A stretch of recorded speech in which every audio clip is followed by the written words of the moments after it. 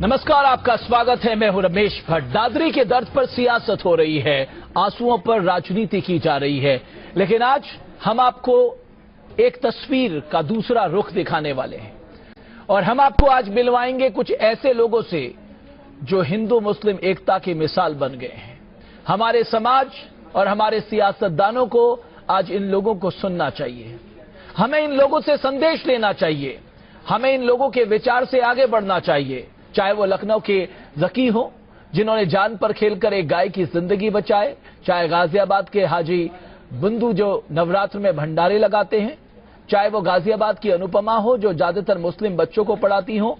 इस तरह के उदाहरण हमारे सामने हैं, लेकिन अमूमन हमने देखा है कि हम उन उदाहरणों को अपने सामने रखते हैं जो समाज को बांटते हैं। हम उन उदाहरणों को अपने सामने क्यों नहीं रखते या उनसे सीख लेते जो हमें समाज में एकता और भाईचारे का संदेश देते हैं।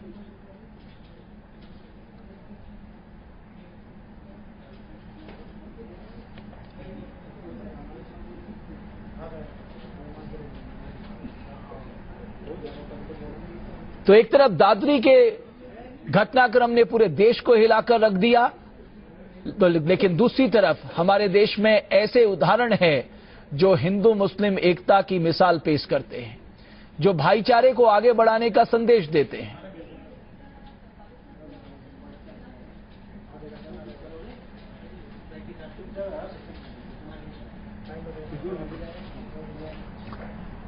गाजियाबाद में एक इंजीनियर ने गरीब मजलूम बच्चों की पढ़ाई का जिम्मा उठाया और उन सबको मुफ्त में शिक्षा दी जा रही है। यहां आकर बच्चे भी बेहद खुश हैं और दिलचस्पी के साथ पढ़ाई में लगे हैं।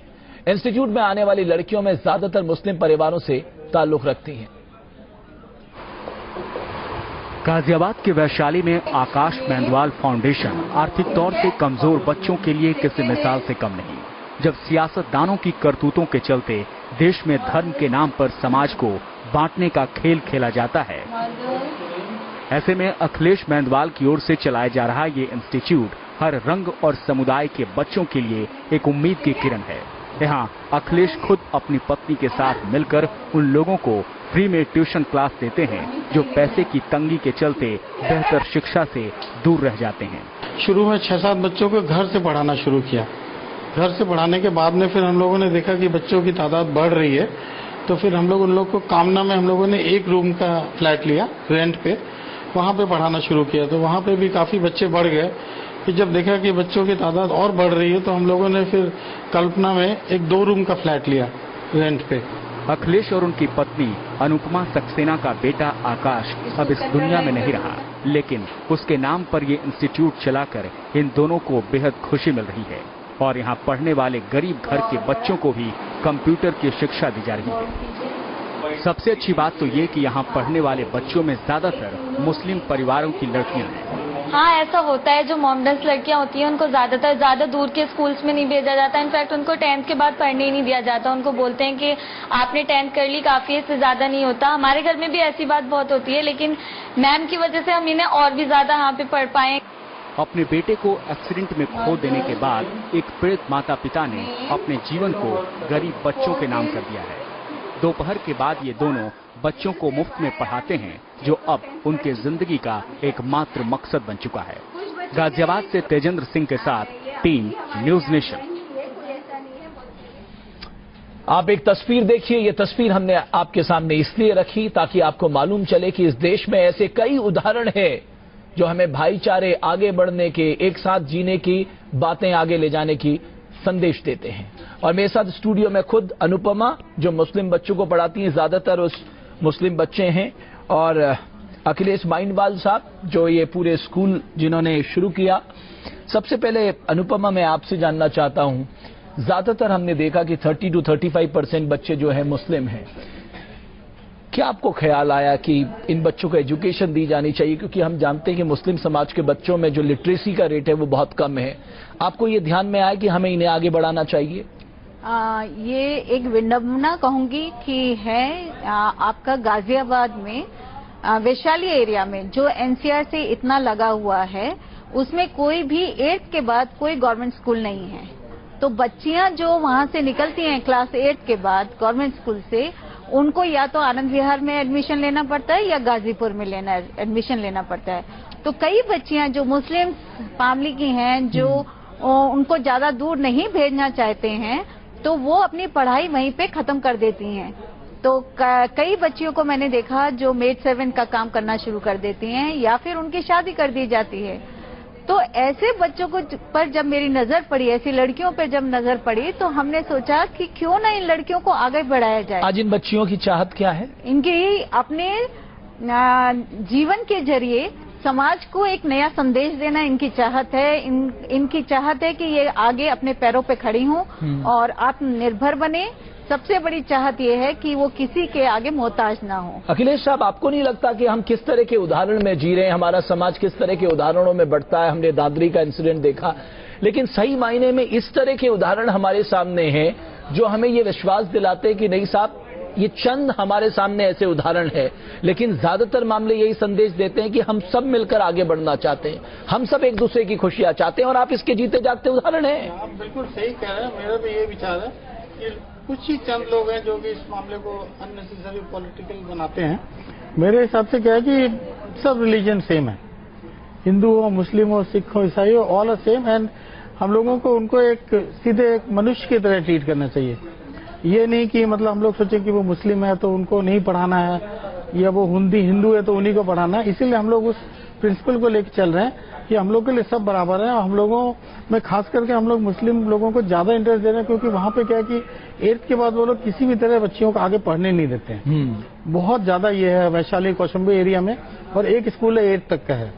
फिर वहां पे उसके बाद वो कहते नहीं, पढ़ने की जरूरत नहीं है। तो इसीलिए मैं कह रहा हूं कि साहब, समाज को इस तरह के उदाहरणों से सीख लेनी चाहिए। आज जो हम बांटने वाली राजनीति को सोचते हैं, आज हम एक दूसरे के खिलाफ खड़े होने की बात सोच रहे हैं, दरअसल ये ऐसे उदाहरण हैं हमारे सामने जो हमें एकजुट होकर आगे बढ़ने का उदाहरण पेश करते हैं। एक और तस्वीर हम आपके सामने रख रहे हैं, हिंदू मुस्लिम भाईचारे की एक और मिसाल इसमें देखने को मिलती है। गाजियाबाद में जहां हाजी बंधु बरसों से हिंदुओं के पर्व त्योहार को मिलजुल कर मनाते हैं, नवरात्रि में भंडारा लगाते हैं, और सिलसिला पिछले 30 साल से चल रहा है।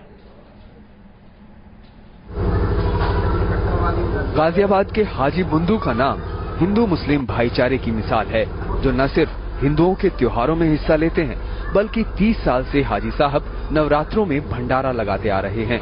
हाजी बंधु का कहना है कि सच्चा मुसलमान वही है जिसके हाथ में गीता और दिल में कुरान हो। हाजी बंधु पिछले 30 सालों से हिंदू, जब एक तरीके से कहना चाहिए, जब त्योहार होते हैं तो न सिर्फ वो भंडारा आयोजित करते हैं, बल्कि रामायण और कहना चाहिए कि तमाम जो दूसरे धार्मिक कार्यक्रम होते हैं उसमें बढ़ चढ़ कर हिस्सा लेते हैं। किसी भी मजहब में जो है ये नहीं सिखाया गया कि आप जो है खरात ना करें, ज़कात ना दें। खरात करना भंडारे के रूप में कीजिए, आप मतलब न्याज के रूप में कीजिए, एक ही मकसद है। हाजी कुंदू के लिए इंसानियत से बढ़कर कोई धर्म नहीं, तभी वो नमाज अदा करने के साथ शिवरात्रि में शिव को जलाभिषेक भी करते हैं। उनके लिए हाजी जी एक सबक हैं। जो राजनीतिक पार्टियां हम लोगों को आपस में लड़ाती हैं, हाजी जी हम लोगों को आपस में जोड़ते हैं। हाजी बंधु वाकई एक मिसाल है उन लोगों के लिए जो धर्म के नाम पर समाज को बांटने की कोशिश कर रहे हैं। गाजियाबाद से नितिन तोमर के साथ टीम न्यूज नेशन। तो कौन कहता है हमारे देश में इस तरह के उदाहरणों की कमी? हाजी बंधु उस उदाहरण में से एक है और मेरे साथ स्टूडियो में मौजूद है। हाजी साहब, आपका बहुत बहुत स्वागत है। हाजी साहब, आपको क्यों लगा कि आपको हिंदुओं के त्योहार में भी, उनके नवरात्रों में भंडारा लगाना चाहिए, गाय को पालना चाहिए, दिवाली भी मनानी चाहिए, शिवरात्रि भी मनानी चाहिए, ईद भी मनानी चाहिए? हम हिंद के मुसलमान हैं और हमें बाहर भी हिंदी मुसलमान कहा जाता है, और पूर्वज जो थे वो हमारे हिंदू थे, इसलिए हमारे रीति रिवाजों में कोई फर्क नहीं है और एक ही हमारा मासरा है। मैं गोद से मलिक हूं और मेरे दूसरे भाई हिंदू भाई भी मलिक गोद से हैं, तो मैं कहां बच गया? वो मेरा भाई है, मैं उसका भाई हूं। लेकिन ये जो धर्म के नाम पर बांटने की सियासत करते हैं, एक दूसरे को मानने की सियासत करते हैं, समाज को बांटने की सियासत करते हैं, मैंने तो अपने जीवन में ये पाया कि जिस तरीके से अब से 30-40 साल पहले डकैत कहा करते थे या उन्हें कज्जाक कहा करते थे, या लूट मार करने वाले कहा करते थे, उस तरीके तबके जो है ये आगे बढ़ रहे हैं और सक्रिय हो गए हैं। अब ये हम सब लोगों को मिलकर आगे बढ़ना चाहिए और कोई भी ऐसा व्यक्ति है या कोई भी ऐसा है तो हमें तुरंत प्रशासन को सूचना देनी चाहिए। लेकिन हाजी साहब, अनुपमा जी, हमारे लिए मुश्किल क्या है? आज हमारे लिए चुनौती है गरीबी से बाहर निकलना। आज हमारे लिए चुनौती है अच्छी स्वास्थ्य सेवाएं जुटाना। आज हमारे लिए चुनौती है अपनी आजीविका के लिए संसाधन जुटाना, अपने भविष्य को अच्छा बनाना। और हम किस झगड़े में फंसे कि तू इस धर्म का है, मैं इस धर्म का हूं, तुम्हारा धर्म ऐसा, हमारा धर्म ऐसा। आपको लगता है कि हमारी प्राथमिकताएं अलग हैं? ये हमें समझना होगा। अब वक्त आ गया है। देखिए, मेरा मानना है कि हम मानव हैं और मानवता हमारा धर्म है। सबसे बड़ी चीज, अगर हम ये चीज को ग्रहण कर लें, और आज का युवा इन सब चीजों से बहुत दूर है। वो आजकल के सबको मिला के चलना चाहता है, सबको एक साथ रखना चाहता है, उसको इन पचड़ों में पड़ना नहीं है। आजकल का सिर्फ आप उनको शिक्षित कीजिए, उनके विचार, उनका दिमाग थोड़ा सोचने का तरीका बदलिए, फिर देखिए कि समाज कैसे अपने आप बदल जाएगा। बिल्कुल। अखिलेश साहब, आपको नहीं लगता हमारे लिए, खासकर हमारे युवाओं के लिए, रोजगार एक बड़ा मुद्दा है? अपने जीवन को कैसे अच्छा बनाना है वो बड़ा मुद्दा है, अपने परिवार को कैसे आगे बढ़ाना है वो बड़ा मुद्दा है, लेकिन हम किसी और डाइवर्ट हो रहे हैं। नहीं, आप बिल्कुल सही कह रहे हैं, ये बहुत ही बड़ा मुद्दा है और हम लोग इसी मुद्दा को लेकर चल रहे हैं। इसी की वजह से हम लोग क्या है कि ओपन से बच्चों को 10th and 12th करा रहे हैं। जो बच्चे रेगुलर बेसिस पर नहीं पढ़ पा रहे हैं, हम लोग देख रहे हैं कि उनको 10th किसी तरह कराएं, फिर उनके पेरेंट्स से परमिशन लेके हम लोग उन लोगों को 12th करवा रहे हैं ओपन से। 12th के बाद अभी इस बार के कुछ हम लोग के 5-6 बच्चों ने DU में एडमिशन ले लिया। ये हम लोग का मेन मुद्दा है कि बच्चों को जितना से ज्यादा शिक्षित करें, ताकि वो आने वाले टाइम में उनको बेरोजगारी की प्रॉब्लम दूर हो जाए। बिल्कुल। और हमारे सामने हमने आपको 2 उदाहरण दिखाए। न्यूज नेशन ने ऐसे तमाम उदाहरण देश भर से मंगाए हैं ताकि हम समाज के सामने एक उदाहरण पेश कर सके कि आज समाज को धर्म के नाम पे जो बांटने की साजिश हो रही है उससे हमें सावधान रहने की जरूरत है। हमें सब लोगों को एक साथ मिलकर अपने देश को आगे ले जाना है, अपने को आगे ले जाना है, अपने समाज को आगे ले जाना है। एक और उदाहरण आपके सामने पेश करते हैं। जिस दादरी कांड पर सियासी घमासान मचा है, वही तस्वीर का दूसरा रुख सामने आया है लखनऊ से, जहां एक मुस्लिम नौजवान ने जान पर खेलकर एक गाय की जान बचाई। देखिए रिपोर्ट। लखनऊ के रहने वाले जकी के लिए इंसानियत से बढ़कर कुछ भी नहीं, तभी उसने जान पर खेलकर एक गाय की जान बचा ली। देखिए मोबाइल से ली गई इस तस्वीर में कैसे वो कपड़े उतारकर कुएं में उतर रहा है। दरअसल इस कुएं में गलती से एक गाय गिर गई थी। जकी को जब ये पता चला कि कुएं में गाय की जिंदगी दांव पर लगी है, तो उसने बगैर कुछ सोचे गाय को बचाने का बीड़ा उठाया और वो रस्सी के सहारे कुएं के अंदर दाखिल हुआ और थोड़ी देर में वो गाय को सही सलामत बाहर निकालने में कामयाब हो गया। ये घटना शुक्रवार की है, जब लखनऊ के ऐशबाग के बक्कल मील एरिया में एक गाय की जान कुएं में फंस गई। काबिले तारीफ बात यह है कि जकी उस वक्त नमाज पढ़ने जा रहा था, लेकिन जब उसने कुएं के पास भीड़ को देखा तो वो न सिर्फ वहां रुका बल्कि उसने गाय की जान भी बचा ली। जकी का मानना है कि गाय को एक खास समुदाय माता मानता है, तो इस लिहाज से गाय का वो भी सम्मान करता है। Team news nation. तो क्या जकी हमारे लिए उदाहरण नहीं बन सकता? और जकी ने सही मायने में देखा जाए तो नमाज का मतलब समझा है, नमाज की परिभाषा समझी है, और वो यही है कि दूसरों की जान बचाने से बड़ी नमाज कोई हो सकती है? हाजी साहब, यही तो सबसे बड़ी नमाज है। नहीं, इबादत जो है इससे बड़ी इबादत नहीं है। अगर किसी की रक्षा करे, किसी की जान बचाए, इससे बड़ी इबादत नहीं है। खुदा को राजी करना, ईश्वर को राजी करना, भगवान को राजी करना, तो सबसे अहम है किसी की हिफाजत करना और मदद करना। आप जब भंडारा लगाते हैं तो हिंदू लोग आपसे क्या कहते हैं? हाजी साहब, थोड़ा अपना अनुभव आज बताइए देश के लोगों को, जो वहां पर हिंदू समुदाय के लोग हों, वो आपसे बहुत प्रेम करते हैं, मुझे मालूम चला। मेरे से तो हिंदू, मुस्लिम, सिख, ईसाई सभी लोग बड़े अच्छी तरीके से प्यार करते हैं। बड़ा वो जब हमारे क्षेत्र में ये 84 का दंगा हुआ, गाड़ी को रोका गया, कुछ लोगों को उतारकर उनको जलाने का, मारने का प्रयास किया, ऐसे ही तबकों ने, तो जिन लोगों को मैंने बचाया और जिन लोगों ने मदद की, आज भी पंजाब से दूसरे प्रांतों से हमारे लिए बधाई के वो आते और रिश्ते में बदल गए कि हम हर तीज त्योहार पर वो लोग हमसे मिलते हैं, हम उनसे मिलते हैं। दूसरी बात यह है मेरी, अभी ये दादरी कांड को इतना वो किया जा रहा, वो एक लड़का ड्यूटी देकर जा रहा था, राहुल हापुड़ का रहने वाला, उसके भी गोली मार दी गई। उस बेचारे का क्या अपराध था?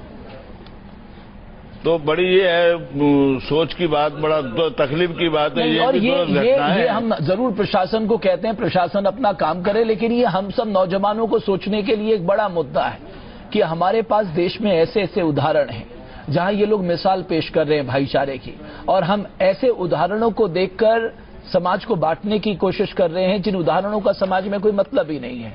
हमारे पास कुछ और ऐसे उदाहरण हैं जो आज हम देश के सामने रखना चाहते हैं। हम कुछ पलों के लिए रुक रहे हैं, जल्द हासिल होते हैं।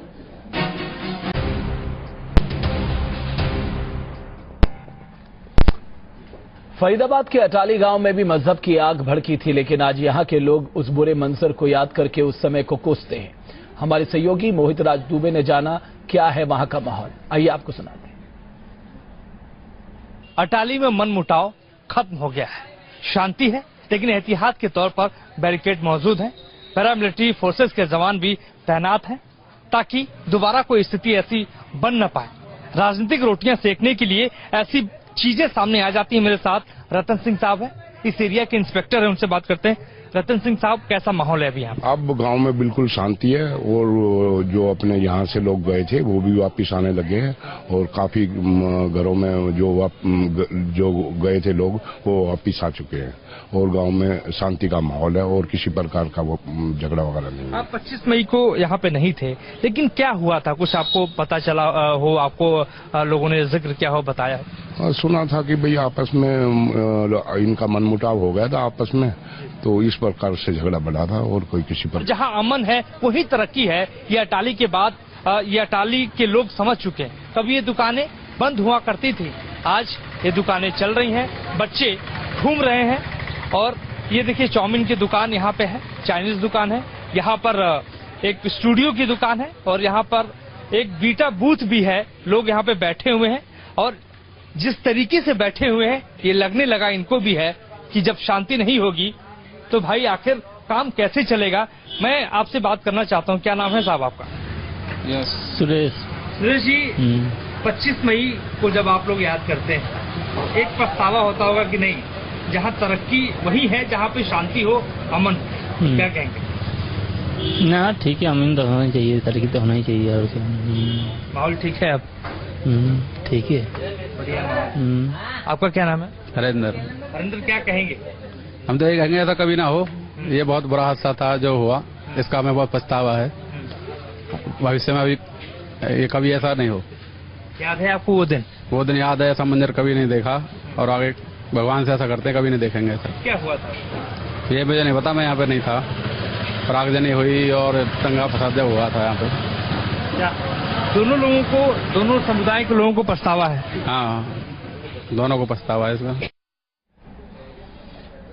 तो जो उदाहरण हमने आपके सामने रखे हैं, जाहिर है उन उदाहरणों से आपकी इस बात को तो समझ में आप लोगों के आ गया होगा कि बांटने की राजनीति करने वालों के खिलाफ अगर उठ खड़ा हो समाज, तो कोई हमें धर्म के नाम पर नहीं बांट सकता। हम सबके लिए जरूरी है रोटी, कपड़ा और मकान और समाज में एक बेहतर जिंदगी। उसी की जद्दोजहद में हमें लगे रहना चाहिए, ना कि एक दूसरे के खिलाफ।